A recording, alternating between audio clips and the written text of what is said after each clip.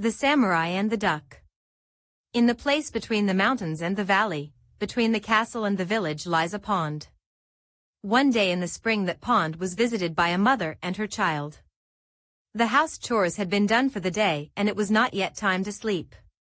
The mother sat under a tree near the pond and kept lazy watch over her son.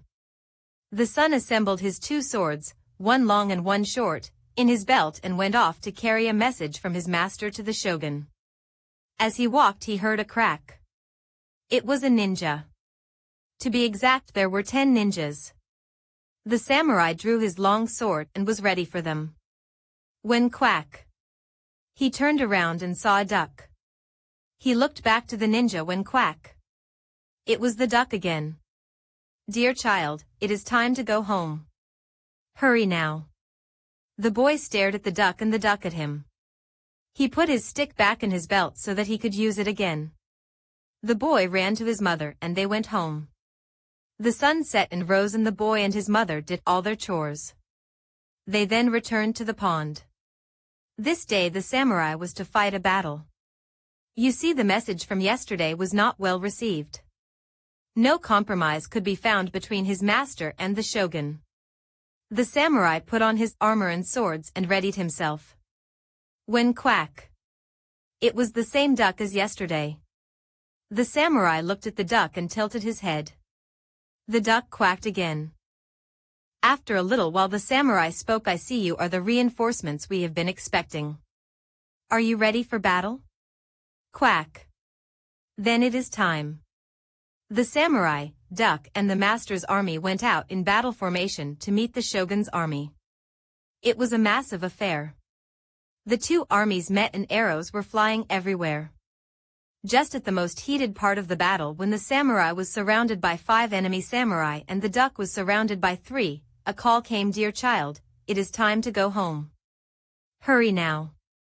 The child put his sticks away and went to his mom. The duck waddled back down to the pond.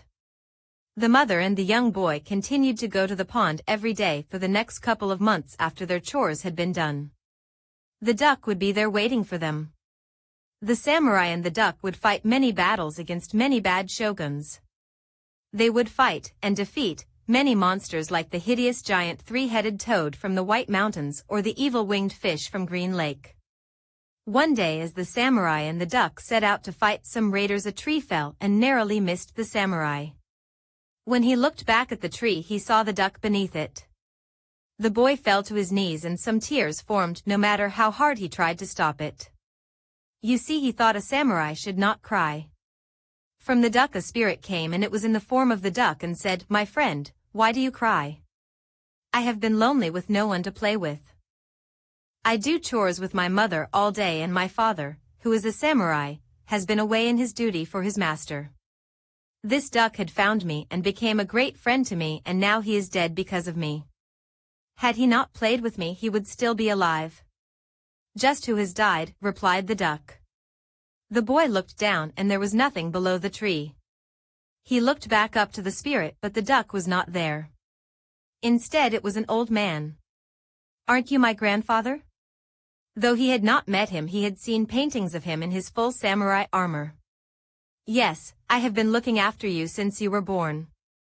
I saw you were lonely and decided to help. But why would a great samurai come back in such a weak form as a duck? You know why. Don't you? The boy thought for a second then smiled.